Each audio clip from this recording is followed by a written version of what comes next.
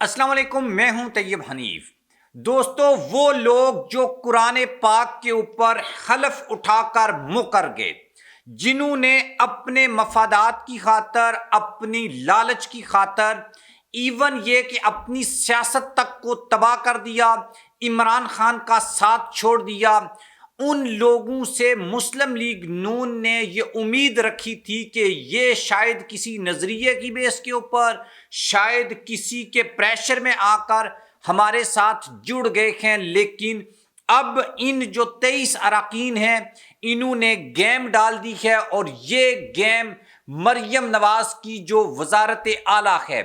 उसके लिए खतरे की घंटियां बजना शुरू हो गई हैं। छोटे मियाँ और बड़े मियाँ साहब इस्लामाबाद में किसी सूरत में शहबाज शरीफ की हुकूमत बनाने के चक्कर में हैं, लेकिन पंजाब में एक बड़ी गेम डल चुकी है और ये मरियम नवाज की वजारत आला ख़त्म होने पर ही ख़त्म हो सकती है। असल डेवलपमेंट क्या है और पंजाब में हुकूमत क्यों नहीं बन पा रही, वजारतें क्यों नहीं दी जा रही, इसके ऊपर हम बात करेंगे। आप चैनल को सब्सक्राइब कर लें, बेल आइकन को प्रेस कर लें। जो लोग हमें फेसबुक के ऊपर देखते हैं वो वीडियो को लाइक और शेयर ज़रूर करें। सबसे पहले आपको एक बात बताता हूं, जब मरियम नवाज वजीर आला बनी थी, इवन ये कि जब ये डिस्कशंस जारी थी कि मरियम नवाज को चीफ मिनिस्टर पंजाब बनाया जाएगा, उस वक्त भी आपको ये खबर दी थी कि कुछ ऐसे हलके हैं जहां पर इस चीज को पसंद नहीं किया जा रहा। पहले तो प्लान ये था कि शहबाज शरीफ बनेंगे वजीर आला और नवाज शरीफ वजीर आजम बनेंगे, तो नवाज शरीफ की वजारत उज़्मा भी काबिल कबूल नहीं थी। फिर किसी लेवल के ऊपर ये आप ये कह लें कि कंसेंसस हो गया, चलो नवाज शरीफ जो है उनको वजीर आजम नहीं बनाते,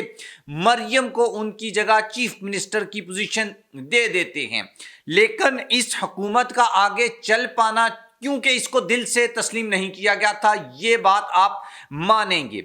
अब क्या हुआ कि जब पाकिस्तान तहरीक इंसाफ के वो लोग जिन्होंने इमरान खान के नाम के ऊपर वोट लिया, जिन्होंने इमरान खान की तस्वीर लगाकर वोट लिया, पहले तो इनको ही शर्म नहीं आई कि जो लोग खान के नाम के ऊपर वोट लेकर आए थे उनको अपनी जमात में इन्होंने शामिल किया और फिर उनसे वफादारी की तवक्को भी की। ये इनकी मेरे ख्याल में सबसे बड़ी गलती थी। अब जो नेक्स्ट 36 आवर्स हैं वो इंपॉर्टेंट इसलिए हैं कि वफाक में हुकूमत बननी है शहबाज शरीफ की, वहाँ पर आसिफ जरदारी और ये सब लोग जोड़ तोड़ करने में लगे हुए हैं और यहाँ पर काबीना नहीं बन पा रही इनसे। और ये जो लोग हैं आज़ाद उम्मीदवार, इन्होंने यहाँ पर एक बड़ा रोल प्ले करने का फैसला किया है। असल में एक वीडियो में अक्सर मैं ये बात कहता हूँ कि चोर चोरी पे इकट्ठे हो भी जाएं लेकिन माल की तकसीम के ऊपर वो लड़ पड़ते हैं। उधर भी ये लड़ाई जारी है वफाक में, वो किसी नेक्स्ट वीडियो में आपके सामने मैं रखूँगा कि वहाँ पर वजारतें, ओहदे और पैसे और ये लालच जो है वो किस कदर बढ़ चुका है। लेकिन अभी चूंकि हम पंजाब की बात कर रहे हैं तो पंजाब में जो कुछ हो रहा है इसके ऊपर बात करते हैं। मुस्लिम लीग नून में इस वक्त जो आज़ाद अरकान हैं उनकी तादाद है 23 और मुस्लिम लीग नून में शामिल होने वाले जो ज़्यादातर उम्मीदवार हैं वो अब वजारतों का मुतालबा कर रहे हैं और इनकी जो तादाद है वो 18 है। मतलब 18 ऐसे आज़ाद उम्मीदवार हैं इन 23 में से जो ये कह रहे हैं कि हमें वजारतें दी जाएं, यानी कि पंजाब में इनको वजारत चाहिए इन सब लोगों को। और अगर इनको वजारत नहीं मिलती तो ये फॉरवर्ड ब्लॉक बनाएंगे। मतलब मुस्लिम लीग नून के अंदर ही ये एक फॉरवर्ड ब्लॉक बना सकते हैं और फॉरवर्ड ब्लॉक आपको पता है तब बनता है जब ऊपर से सपोर्ट हासिल हो। उसके अलावा आप जो है कभी भी फॉरवर्ड ब्लॉक नहीं बना सकते। इमरान खान की जब हुकूमत गिरी थी तो भी फॉरवर्ड ब्लॉक बना था और उसको किसकी हमायत हासिल थी ये आप बड़े अच्छे तरीके से जानते हैं। अच्छा, अब मुस्लिम लीग नून जो है उसकी ये कोशिश है कि वो पहले मरहले में जब शहबाज शरीफ वहाँ वज़ीर आज़म बन जाएं तो वो पंजाब में 15 वज़रा के پر مشتمل ایک کابینہ بنائیں گے، اور چھوٹی کابینہ کیونکہ مسلم لیگ نون بڑا امپیکٹ ڈالنا چاہ رہی ہے، بڑی آئیڈیل حکومت یا اس طرح کی اس کی وہ پروپیگیشن کرنے کی کوشش کر رہے ہیں کہ مریم نواز ایک بڑی بہترین ایڈمنسٹریٹو ہیں، یہ بڑا ایک آپ ایسا سمجھ لیں کہ کفایت شاری کے اوپر یہ حکومت ہوگی، وزراء کم ہوں گے، پیسے کم خرچ کیے جائیں گے، اور اس طرح کی سچویشن ہوگی، اور اس کو بیسیکلی پھر بعد میں الیکشن کمپین کے لیے میڈیا کے تھرو سوشل میڈیا کے تھرو چیزوں کو وائرل کیا جائے گا۔ لیکن پہلا ہی جو سٹیپ ہے اس کے اوپر ان کو یہ ناکامی ملی ہے۔ اپنی کابینہ میں یہ 15 لوگ رکھنا چاہ رہے ہیں، لیکن 18 تو آزاد امیدوار یعنی ڈیمانڈ کریں کہ ہمیں وزارتیں دیں، اور آپ ان کو کیسے وزارتیں دے پائیں گے اگر آپ نے 15 لوگوں کو رکھنا ہے؟ اور اوپر سے یہ وہ لوگ ہیں جنہوں نے حکومت گرانے میں 1 منٹ بھی نہیں لگانا، اور یہ سائیڈ کے اوپر ہو جائیں گے، کیونکہ یہ جو لوگ ہیں ان کے بارے میں مشہور یہ ہے کہ یہ مفادات کی خاطر اگر ان کو یا ان کا صحیح ریٹ نہ لگے تو یہ اس حکومت میں بھی نہیں ٹھہریں گے، یہ عمران خان کی حکومت میں بھی نہیں ٹھہرے تھے۔ اور انٹرسٹنگ بات یہ ہے کہ جب ان آزاد امیدواروں کو شامل کیا گیا تھا مسلم لیگ نون میں، تو ان میں سے اکثر لوگ ایسے ہیں جن سے یہ وعدہ کیا گیا تھا کہ ہم آپ کو وزارتیں دیں گے۔ اچھا، یہ ابھی ان آزاد امیدواروں کی بات ہے، ابھی میں نے پیپلز پارٹی کی بات نہیں کی،